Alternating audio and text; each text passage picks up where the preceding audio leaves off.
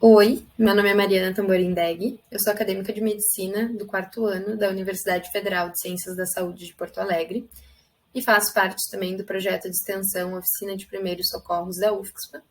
E estou aqui hoje para dar as boas-vindas a vocês ao nosso curso de Primeiros Socorros para professores de 2022 e começar então a falar sobre esse tema tão importante na aula de introdução aos primeiros socorros. Vamos começar então pela definição, né? O que são primeiros socorros? De acordo com o Conselho Internacional de Ciências em Primeiros Socorros, eles podem ser definidos como comportamentos e atitudes de ajuda temporária e imediata a uma pessoa que está ferida ou que adoece subitamente. Os primeiros socorros podem ser realizados por qualquer pessoa capacitada e muitas vezes incluem atitudes que podem ser realizadas pela própria vítima. Vamos entender então um pouco melhor alguns desses conceitos. Por que são consideradas ações temporárias? Porque o manejo, né, o atendimento de primeiros socorros, ele prevê ou a resolução do problema daquele paciente, ou que esse serviço vai servir como uma ponte para um atendimento especializado posterior. Por que é considerada uma ação imediata? Porque alguns pacientes vão apresentar uma quantidade limitada e muitas vezes pequena de tempo antes que a sua condição de saúde se agrave, levando a alguma deficiência grave ou até mesmo que se torne fatal. Vai sempre envolver alguma injúria, que pode ser de origem traumática, como um acidente de trânsito, ou de origem clínica, como um AVC, e vai sempre ser realizada por qualquer pessoa capacitada. E nesse contexto, quando a gente fala de pessoas capacitadas, a gente se refere justamente a pessoas leigas, ou seja, né, sem nenhuma formação técnica na área da saúde, mas que tenham recebido devido treinamento para prestar os primeiros socorros. Por que é importante, então, a gente falar sobre esse tema, né? Porque no nosso dia a dia, diversas são as situações que vão afetar em maior ou menor grau pessoas, famílias e comunidades. Então, se a gente tiver como exemplo aqui cortes, reações alérgicas, engasgos, acidentes de trânsito, parada cardiorrespiratória, todas essas situações acontecem diariamente e tem uma coisa em comum. Geralmente, a primeira pessoa a chegar nessa cena não são profissionais da saúde treinados para lidar com aquela situação, mas sim aquelas pessoas que já estavam no local. Então, por exemplo, num restaurante, alguém pode se engasgar do nosso lado, ou a gente pode estar dirigindo no trânsito e acontece um acidente na nossa frente, né? Então, nós somos as pessoas que muitas vezes vamos ser, digamos assim, os primeiros socorristas, né, naquela cena. E por isso que o ensino e o aprendizado de primeiros socorros, ele pode vir a ser útil em diversas situações do nosso dia a dia, né, desde momentos de lazer até, por exemplo, locais de trabalho, enfim. Quando a gente fala, então, de primeiros socorros, são duas coisas que sempre tem que vir à nossa cabeça, né? A primeira delas é a prevenção de acidentes. É sempre importante que a gente saiba prevenir que esses acidentes ocorram, então, utilizando medidas de segurança adequadas. Quando a gente fala, por exemplo, em acidentes de trânsito, pensar em respeitar a velocidade da via, pensar em não beber, né, se for dirigir, pensar no uso do cinto de segurança. E se mesmo assim, se tomando todas as medidas necessárias, a gente não conseguir prevenir a ocorrência de algum acidente, é importante que a gente saiba como proceder nesses casos e, né, eventualmente salvar vidas. Quais são, então, os objetivos, né, do nosso atendimento em primeiros socorros? A gente vai ter 4 pontos primordiais, né, para nos guiar. São eles: preservar a vida do nosso paciente, aliviar a dor e o sofrimento, prevenir maiores lesões e promover a recuperação dele. Tá, e o que vai ser esperado de mim como um prestador de primeiros socorros, né? O que eu preciso saber fazer? É importante, em primeiro lugar, que a gente desmistifique aquela ideia de que o prestador de primeiros socorros precisa agir quase como um super-herói mesmo, né, e realizar o possível e impossível naquelas situações. Não, isso não é verdade. Mas existem sim algumas competências que vão ser esperadas do prestador de primeiros socorros. Vamos falar então um pouquinho mais sobre elas. A primeira delas vai ser que o prestador de primeiros socorros saiba reconhecer e avaliar a necessidade de cuidados. Por quê? Porque se eu não reconheço a existência de alguma situação, eu vou ser incapaz de endereçar, né, o cuidado necessário, eu vou ser incapaz de ajudar e tratar aquela vítima. Então, aqui, por exemplo, né, eu tenho uma paciente hipotética que, de repente, teve paralisia de metade do rosto e ela relata uma dor de cabeça muito forte, a maior dor de cabeça da vida dela.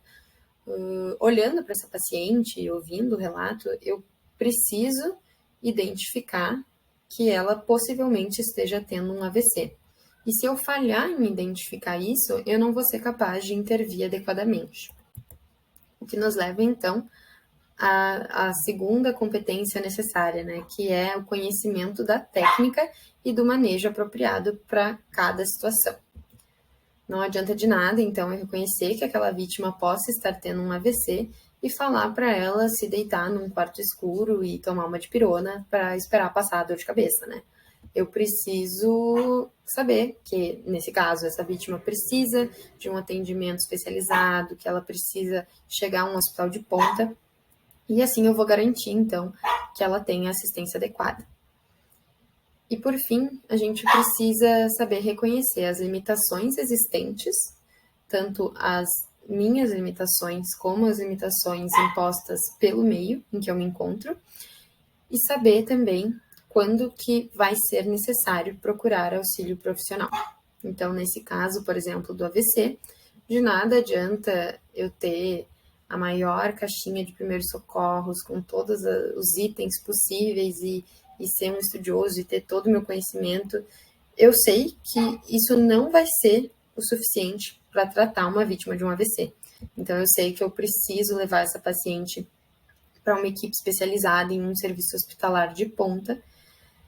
E isso é muito importante, né? Tratar cada caso de acordo com a sua complexidade. Então, por exemplo, se eu não estivesse falando de uma vítima de AVC, se a gente estivesse falando de uma queimadura, por exemplo, de primeiro, segundo grau, talvez eu seja capaz de, com o meu conhecimento e com o meu kit de primeiros socorros, tratar essa vítima, né, da maneira adequada. Talvez eu não necessite chamar por ajuda especializada, talvez eu não precise que essa vítima seja levada até um serviço hospitalar.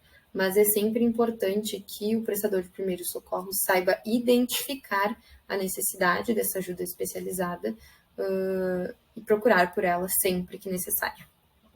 Tá, mas como que eu vou realizar, então, esses primeiros socorros, né?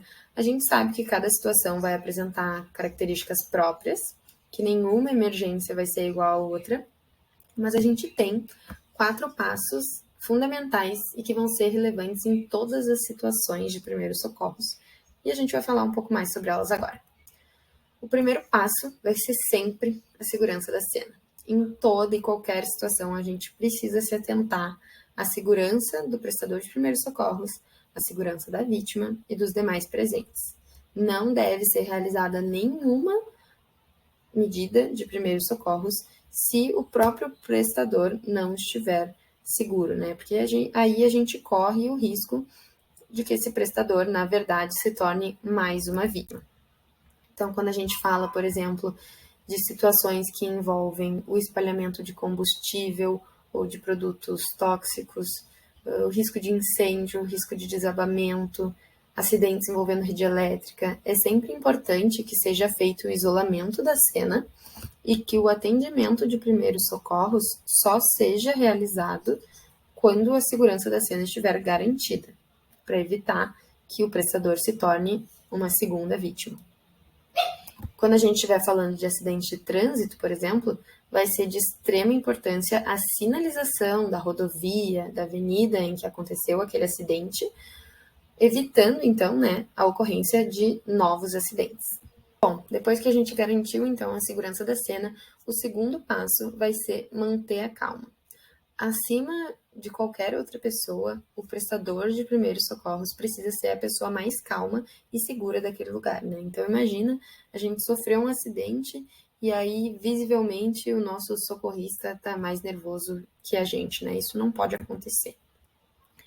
O prestador de primeiros socorros precisa respirar fundo, analisar o ocorrido, vai demonstrar calma, segurança para as vítimas, vai avaliar a gravidade geral do acidente, vai ver se ele mesmo sofreu algum ferimento ou se ele está apto para ajudar essas vítimas e vai tranquilizar e deixar as vítimas informadas da intenção de ajudar e informar também de toda e qualquer ação que vá ser realizada, tá?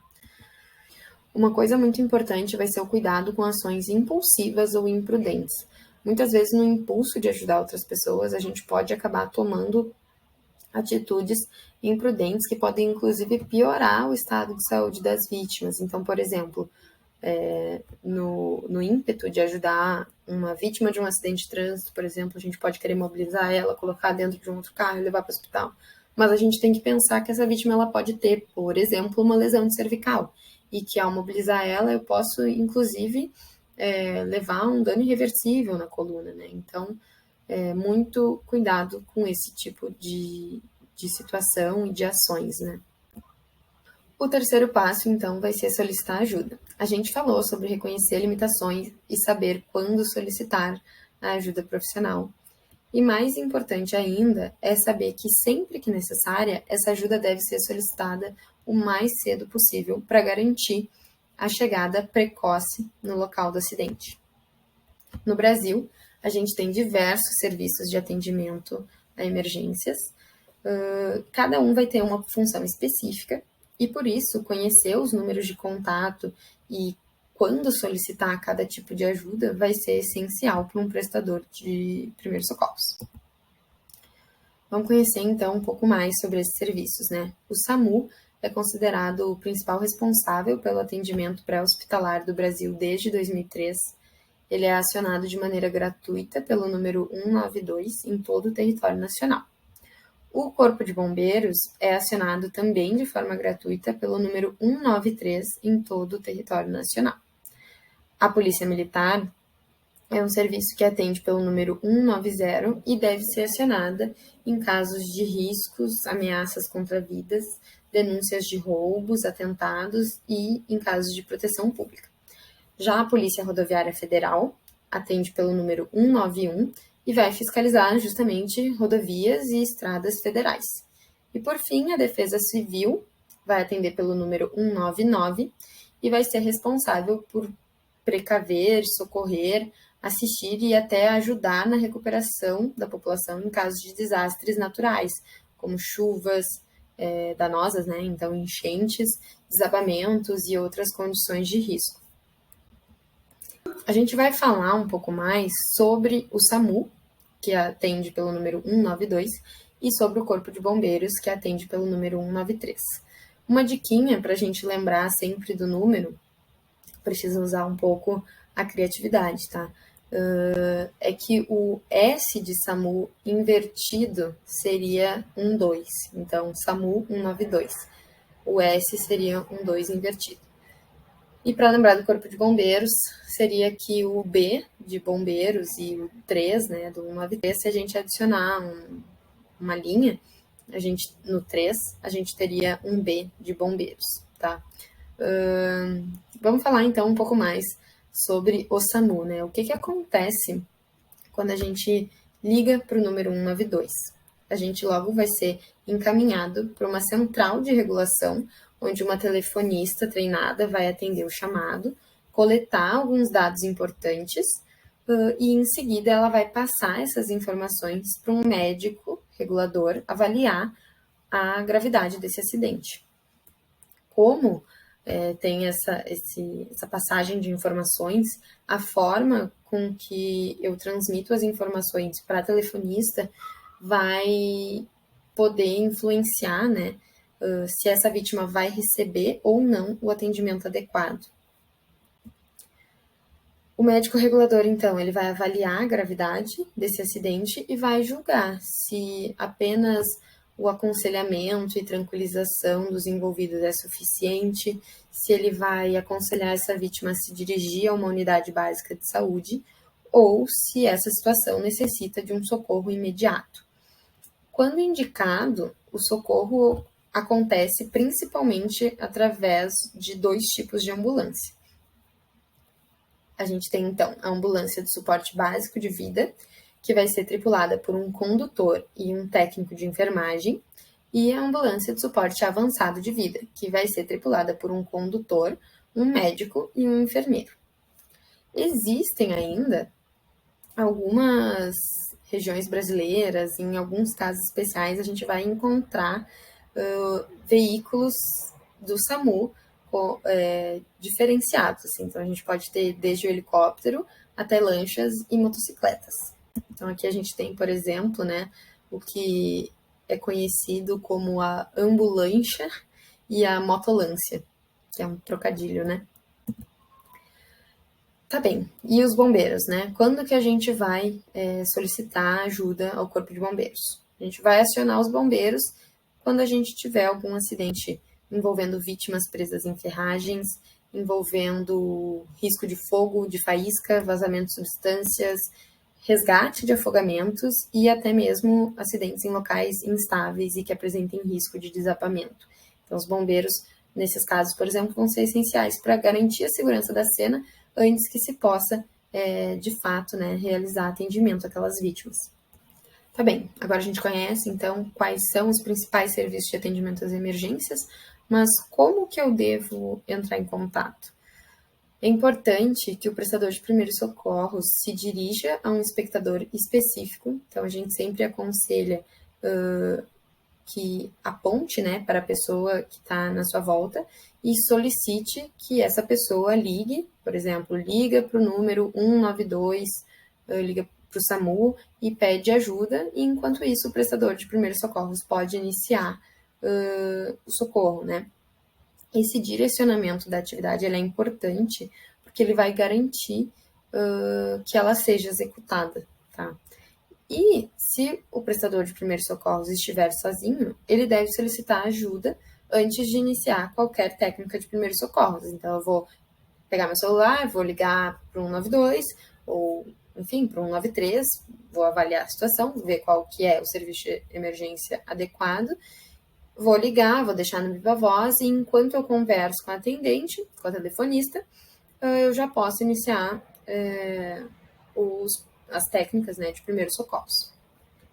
Bom, como eu comentei antes, a forma com que a gente solicita o socorro especializado pode garantir um atendimento adequado ou não para essa vítima.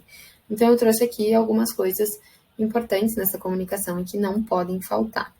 A primeira delas é saber qual foi o tipo de acidente. Então, se a gente estivesse falando, por exemplo, de um acidente de trânsito, é importante informar se foi uma colisão carro contra carro, se foi uma colisão carro contra moto, carro contra poste.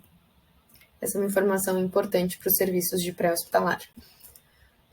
A gente precisa informar também a localização exata em que aconteceu esse acidente, então, quanto mais detalhes eu souber fornecer, melhor. Então, eu vou informar que esse acidente aconteceu na Avenida Ipiranga, no número tal, se for um prédio, por exemplo, se a gente não estiver mais falando de acidente de trânsito, né? Vamos dizer que a gente está falando de um AVC, de uma parada cardiorrespiratória. Então, a gente está dentro do Bourbon da Ipiranga. Aí, eu estou no andar X, em frente à loja tal, né? Essa em frente a seria o ponto de referência, que a gente, sempre que possível, deve informar, para fazer com que o serviço se localize melhor, né? E chegue mais rápido até o local exato do acidente. Sempre informar também o número de vítimas. Então, se a gente estivesse falando, voltando daí para o acidente de trânsito, né? A gente está falando do motorista do carro, do carona, do motorista da moto, quantas vítimas são, para a gente avaliar qual o número de ambulâncias que deve ser destinado àquele local, àquele acidente. E sempre informar também a existência de algum agravante de risco. Então, por exemplo, a presença de instabilidade do local, risco de desmoronamento, em que, se acionado o SAMU, por exemplo, ele mesmo entra em contato com o Corpo de Bombeiros, né, vai solicitar o atendimento conjunto, ou se, por exemplo, um acidente de carro, se existiu algum óbito em cena, né, coisas que vão dar uma melhor noção ao serviço de pré-hospitalar da gravidade daquele acidente, da necessidade, talvez, de se enviar uma ambulância de suporte avançado ao invés de suporte básico. Então, essas são coisas muito importantes na hora da comunicação com os serviços de emergência. Bom, por fim, a gente chega, então, no quarto passo, que seria realizar as medidas de primeiros socorros. Então, depois que a gente já garantiu a segurança da cena, já tranquilizou os envolvidos e já solicitou a ajuda necessária, a gente vai colocar em prática os nossos conhecimentos de primeiros socorros. A gente sabe que existe uma grande variedade de atitudes e habilidades necessárias, o que faz com que, além de um amplo conhecimento teórico, o prestador de primeiros socorros também necessite de um treinamento prático para que, se porventura ele precisar, né, colocar em prática suas habilidades, seus conhecimentos, ele esteja preparado para isso. E quais são, então, né, essas medidas de primeiros socorros? Em que caso que a gente vai aplicar cada uma? Essas são cenas dos próximos capítulos. Eu espero que vocês tenham gostado da aula. Então, nas próximas aulas, vocês vão aprender mais sobre cada caso dentro dos primeiros socorros, o que fazer em cada caso. Deixo aqui meu muito obrigada. Podem seguir as nossas redes sociais e qualquer dúvida eu fico à disposição. Muito obrigada.